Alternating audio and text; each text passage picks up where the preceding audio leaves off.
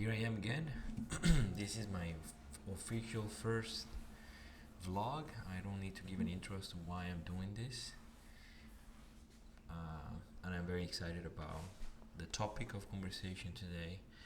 I wish I had a more structured talk, but I'm just gonna wing it, and then hopefully Gabi and Mila, you'll watch this in the future. You'll find this valuable, and everyone that comes across it.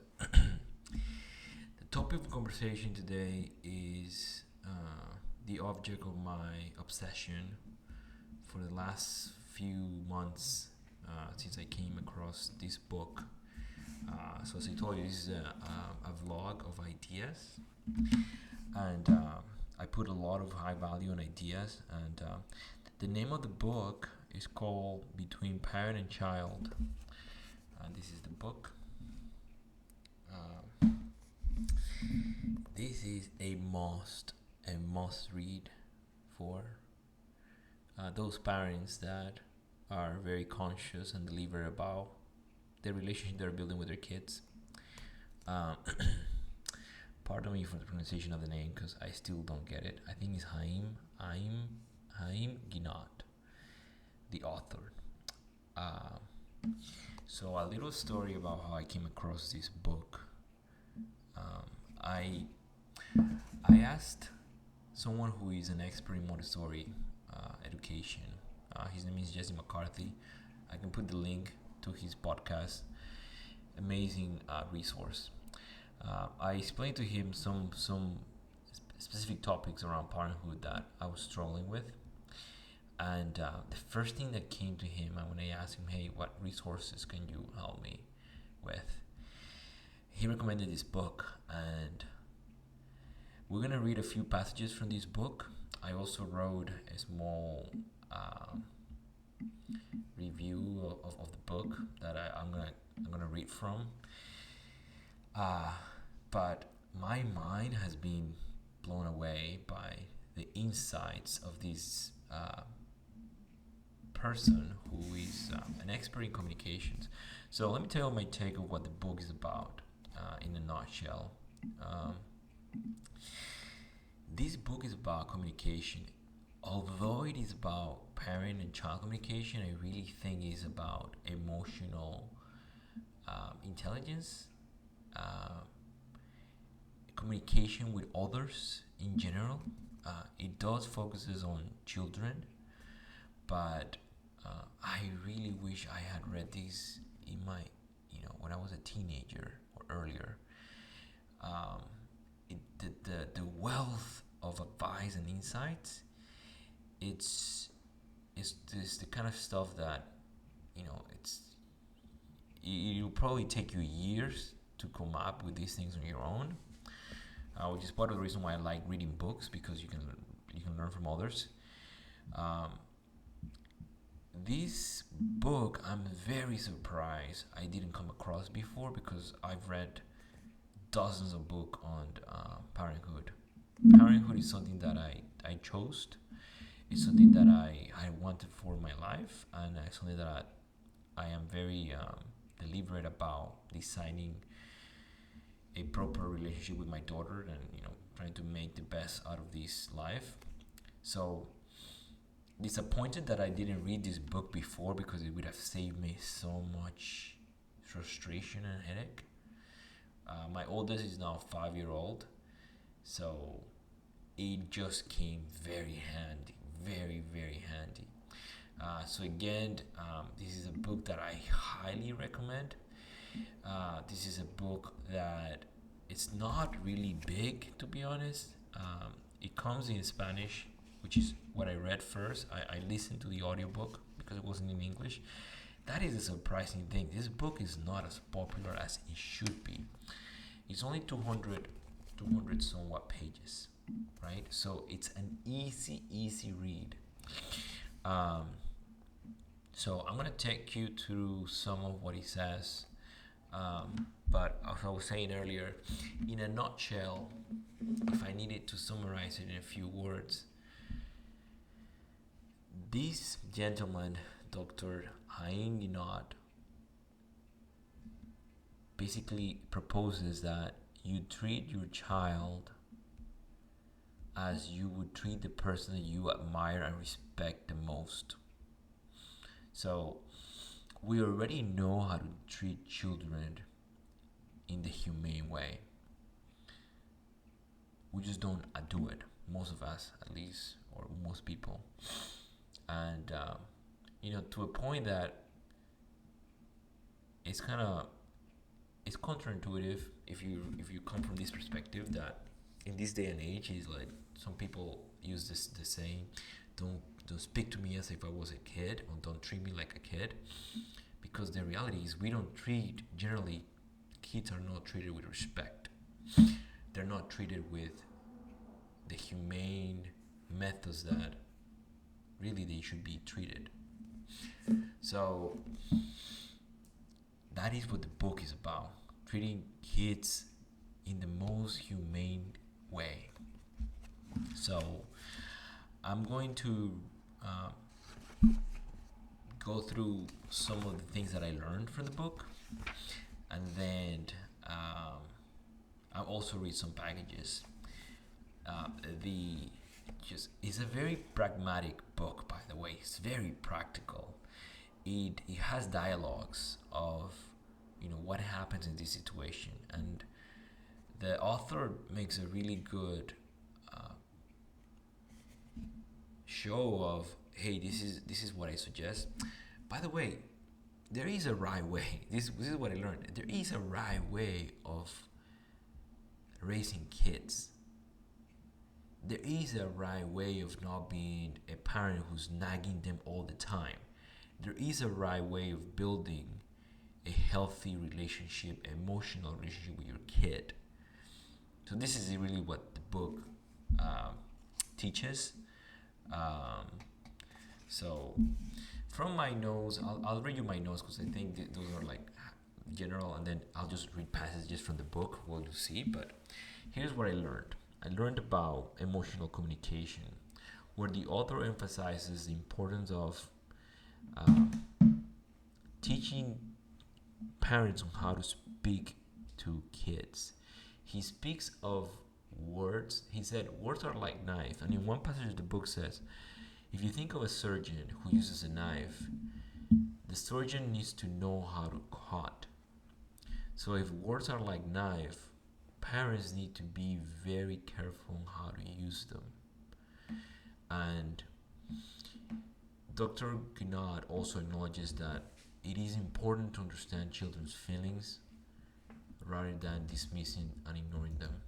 And this is the part that is one of the crucial concepts of the book. He's saying kids, when they're growing up, they are experiencing the world, but emotionally they're blind to articulating how they feel. So the best job that you can do as a parent is to help them articulate what they're feeling. Kids can look at themselves in a mirror, and a mirror tells them what they look like, right? A mirror is not judging you. A mirror is just giving you an image. So the author makes this analogy and says parents should be the mirrors into children's feelings. What does that mean? That whenever your child is going through an emotional episode, the best that you can do to help your child, to help them build a healthy emotional development, is to use your words to help them articulate what they're feeling. So if they are screaming and you notice that they're angry, you can say, I can see that you're very angry. Or, for example, something that I use, I'm going to use the example that I'm using with my own daughter. I have two kids, and my older daughter has become territorial. You can say jealous of her younger sibling. So one day, I've been struggling with this. She always wants me to do the same thing that I do to her, and this book has given me insights on how to deal with that situation. But one day I was like, Gabby, I think you are jealous. I think you're feeling jealousy of your sister. And then she just looked at me as if, like, yes, and I feel relieved that you have articulated that. Well, obviously she didn't know what jealousy was, and I explained it to her, and then she just nodded as if like saying, my dad gets me. And it's been like magic, because since that moment that I helped her articulate what she was going through, because I was just dealing with the symptoms, but then because she was becoming angry, she's like, every time I hold her, get her thought her sister, she would want me to hold her, and then the moment I expressed it, then we started using that word whenever she was feeling that way, and then that helped a ton. So that's one of the important concepts of the book, which is, as a parent, validating your kids' feeling or just helping them articulate what they're feeling can go a long way into building that emotional, psychological development for your kid. It took me a while. I wasn't raised that way.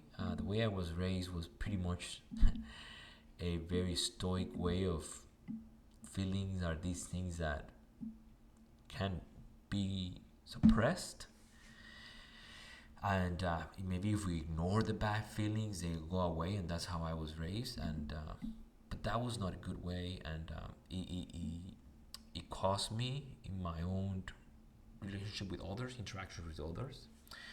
So this book has helped me equip myself with a much better system on dealing with this. Um, Feelings, the way I look at feelings is, feelings are the gauge into someone's mind, right? The feelings are outputs. So feelings come from a source, and then eventually we're going to learn what that is. But as kids, they are just understanding what it is that they're feeling, right? Sometimes I tell my daughter, hey, you're feeling hungry, or you're feeling anxious, or you're feeling frustrated.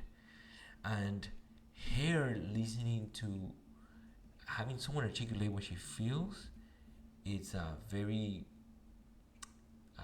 it feels a big relief. At least that's what she's giving me. So I'm trying to also be very observant and listen sensitively to my kid. So it's helped me become a better person, not only dealing with my kids, but dealing with others in general. All right, here we go. The other concept, reflective listening. And this is what I talked about, mirroring. Yes, all right. Avoiding negative labels. All right, this is important. The author cautions against labeling children with negative terms, as this can affect their self-esteem and behavior. Instead, he suggests addressing the specific behavior that is problematic. This is something that my wife, by the way, for some reason she was very aware of this. She also follows some people that have spoken about this. And I understand it now more deeply, because the book makes a very strong point for it. You don't want to label your kid as a bad kid or a lazy person, because then you these are the names, right? You are telling them, you're putting negative labels on your kid that are not necessary for addressing behavior.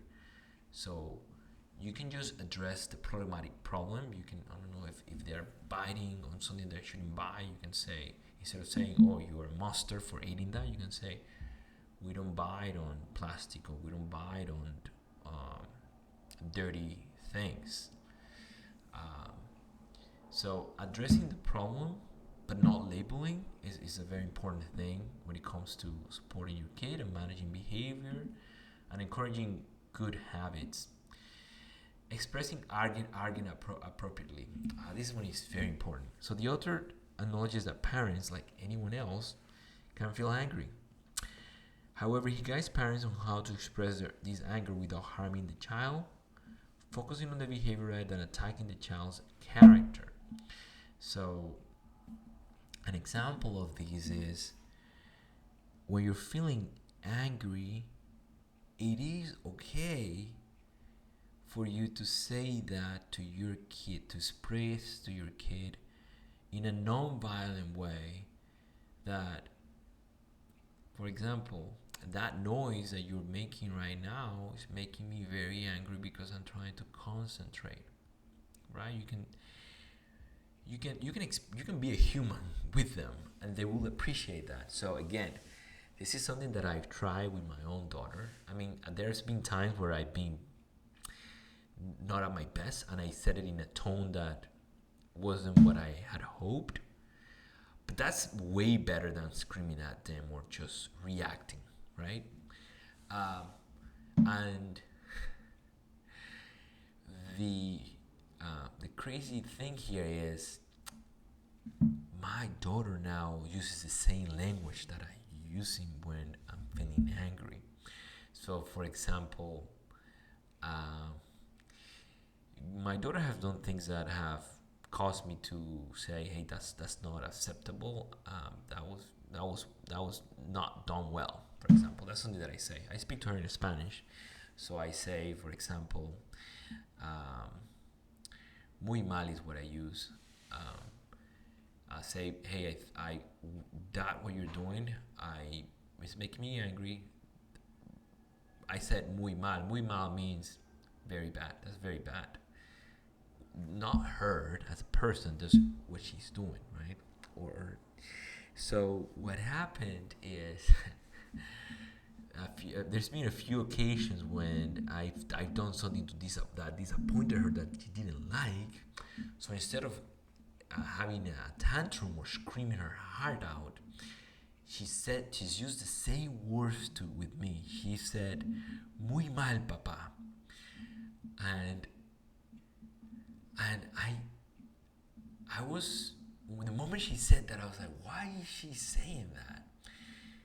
And she's just using my own words. That when I said "muy mal" once, which is very bad, she's just using the same thing to express how she's feeling. So I'd rather she does that she tells me. I mean, it's okay for her. The way that I have my relationship with my daughter is, I want to know how she's feeling. We want to use words instead of hitting, instead of violence, right? Instead of attitude, instead of. So we were driving somewhere very far, and then the moment she knew that it was going to be 2 hours, 3 hours, she doesn't enjoy being in a car, as I'm sure many of you can empathize with, where kids just get annoyed being too long in cars.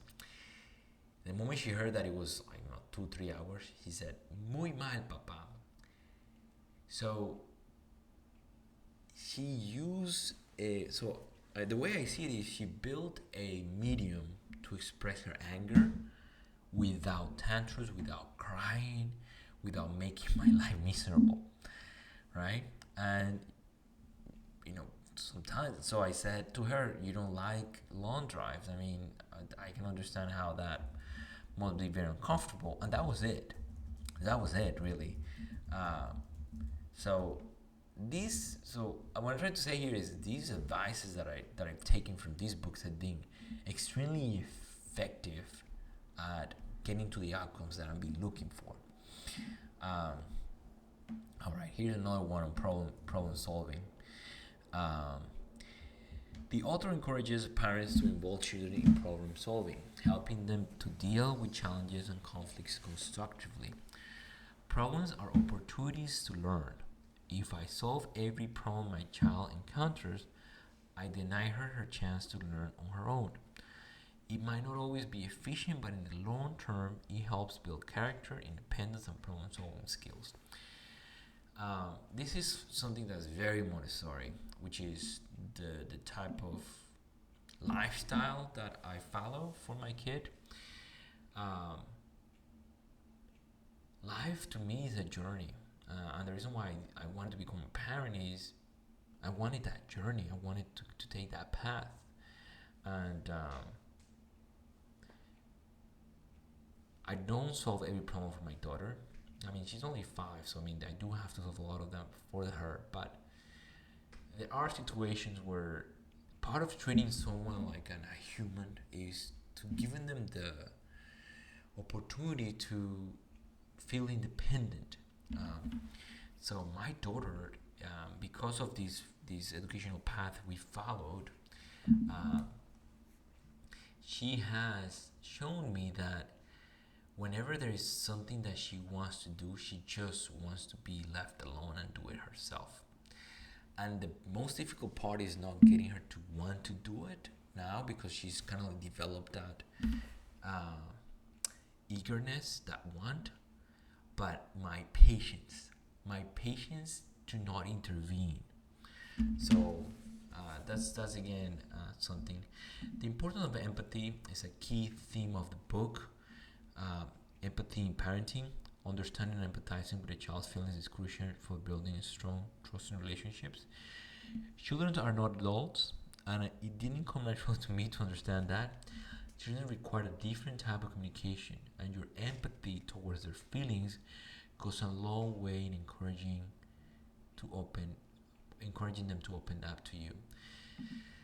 This was a very powerful insight, because there is a part of the book that says, and we're gonna get to it, but it says, birds swim, birds fly, fish swim, and people feel. Again, I was telling you about my upbringing, where feelings were these things that needed to be suppressed, very stoic way of thinking. Uh, but we're humans and we feel, and through feelings, through emotions, we connect with one another. So, as a parent, you have a choice of what kind of relationship do you want to have with your child. Do you want it to be that kind of nagging relationship where they see you as the enemy? Or you want to have a rich, fulfilling, empathetic type of relationship with not only you empathize and they understand you, you understand them, but it comes the other way and they understand you. So that part about empathy is, there are things that are impossible to teach through words or through negative consequences. There are things that the way to a kid's heart is through empathy. So that is a very important point the book makes. All right, I'm gonna go now since it's been 23 minutes. I hope I sold you on this book. What I've given you is very the theory on it, not all of it, but I want to walk you through some examples that he gives in the book. I'm going to read some passages, some stuff that I have highlighted. I think the title of the book can be changed. I mean, it's called Between Parent and Child, but it should really be relatable to a guide to be a rock star parent, or what was the other title that I chose for it? Guide to Succeeding at Parenthood. That's how strongly I feel about the scope of the book. So I'm reading from the intro, which the author's wife, Alice Ginott, wrote. So here we go. Most parents are unaware of the destructive power of words. Parents need a special way of relating and talking with their children. Like surgeons, parents do need to learn special skills to become competent in coping with the daily demands of children. Like a trained surgeon who is careful where he cuts, parents too need to become skilled in the use of words. Because words are like knives, they can inflict, if not physical, many painful emotional wounds. And then here's where they talk about we knowing how to treat children already, we just don't choose to.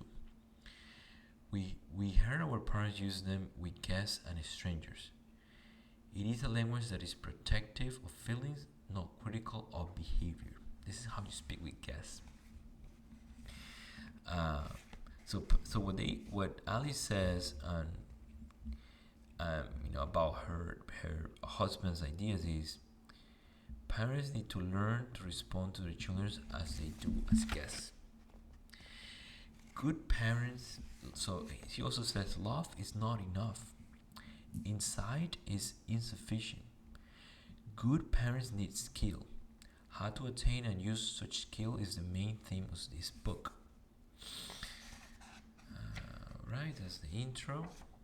Alright, so the chapter 1 is the code of communication. So parent-child conversations. So I give you examples of kids and how they say something but they really mean other things. A good example I give you is from my own daughter.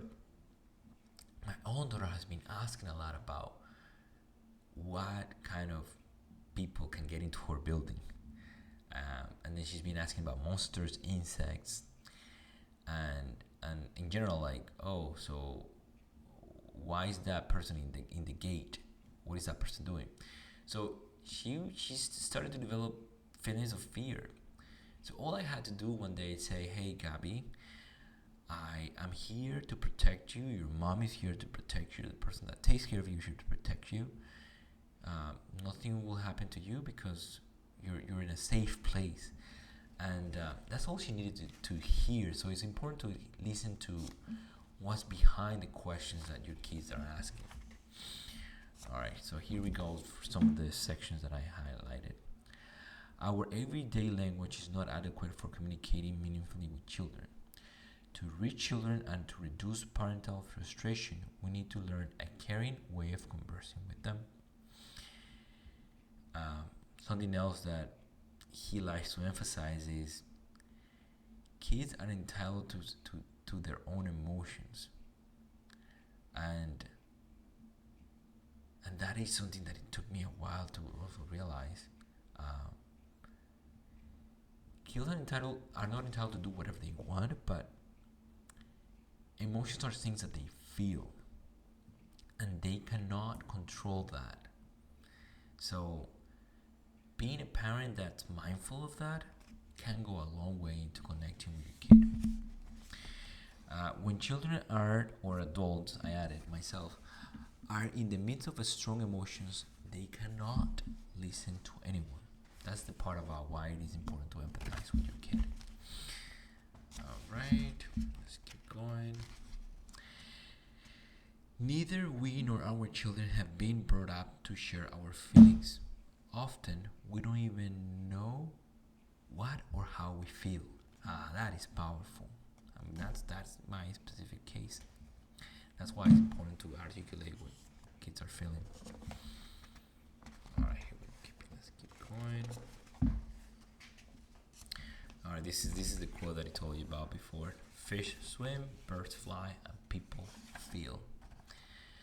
Alright, so here we go. Another part that I highlighted.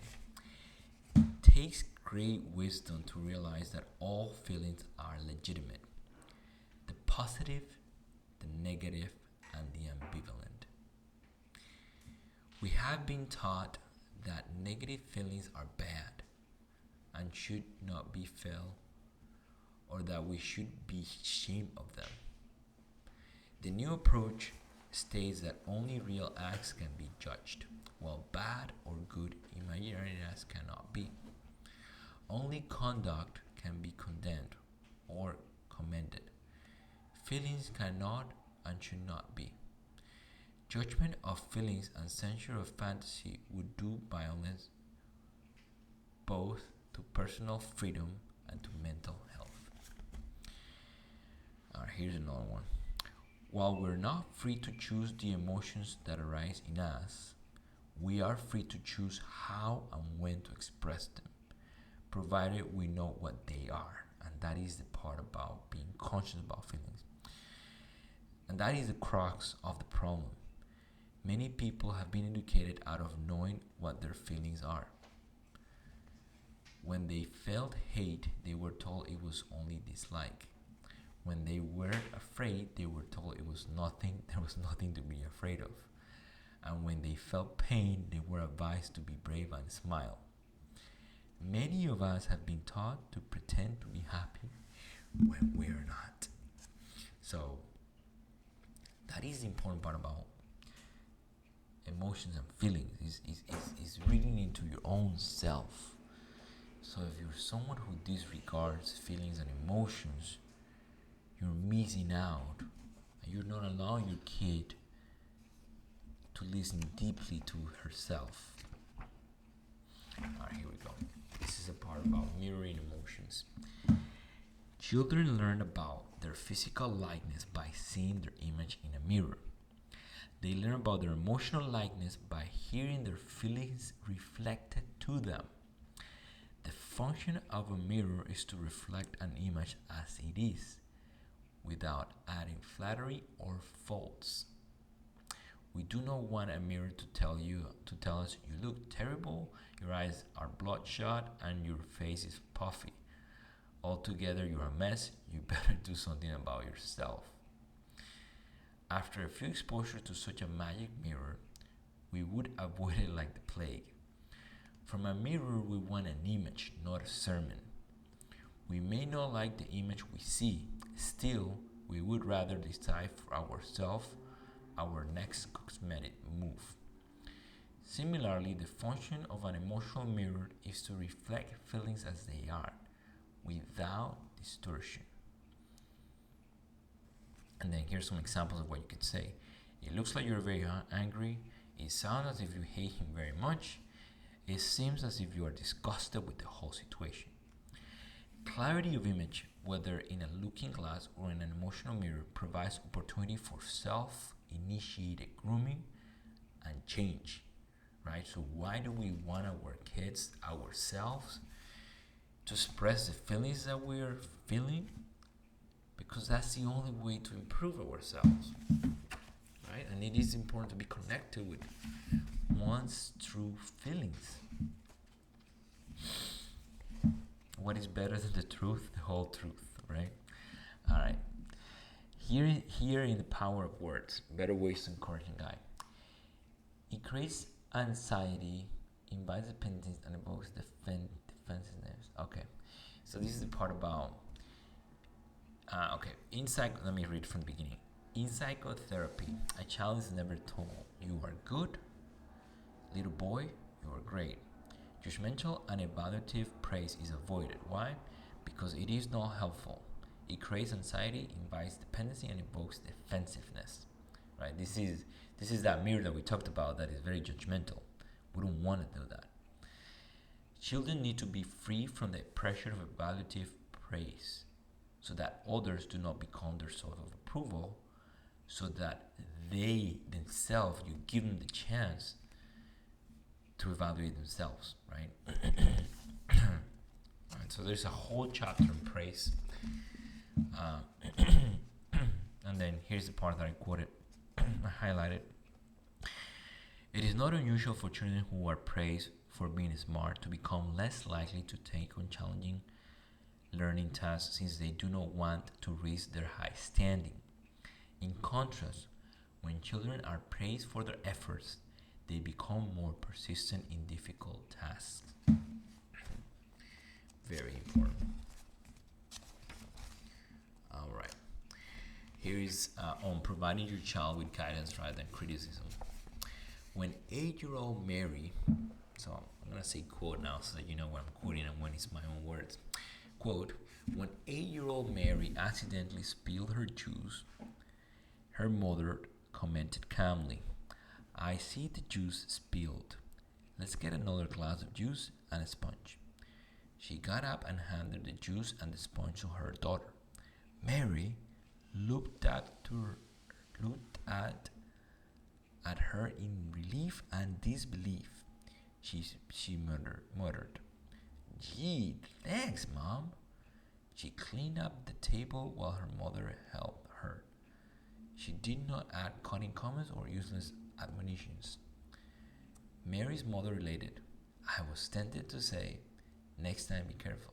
But when I saw how grateful she was for my benevolence, silence, I said nothing.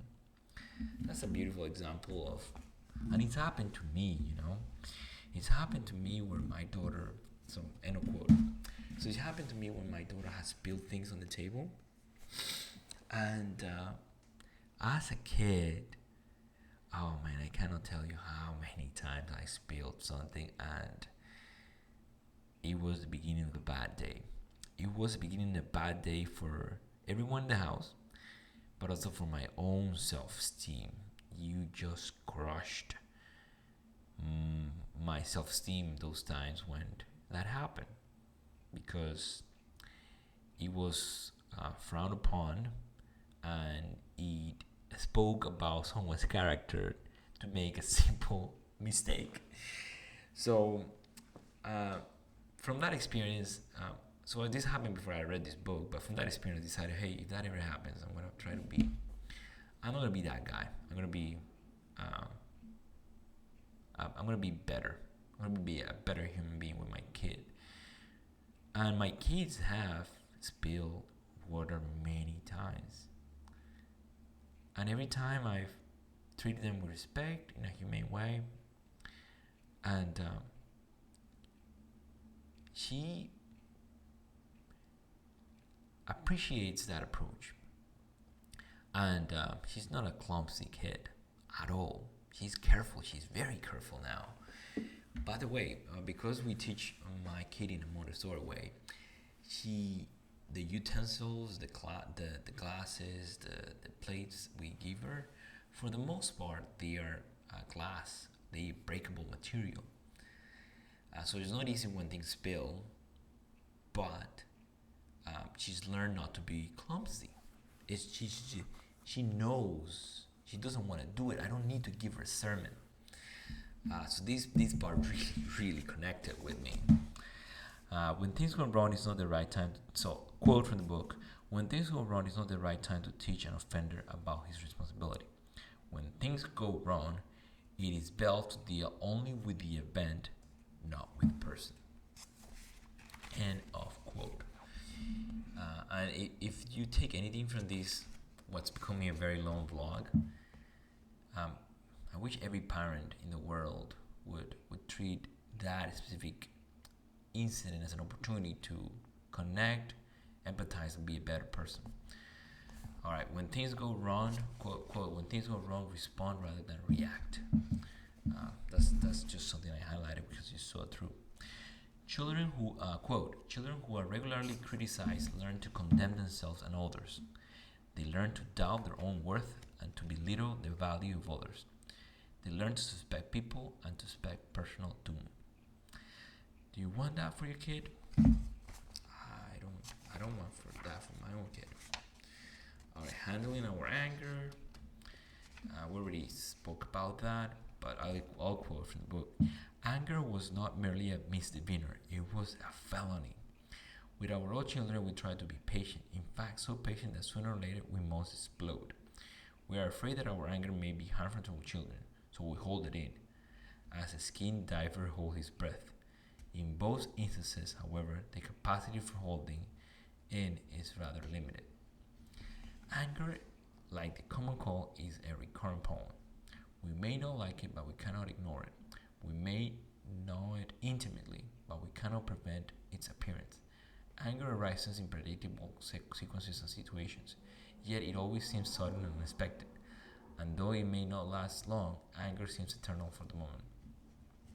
I mean, there's a whole paragraph on anger. You should read it.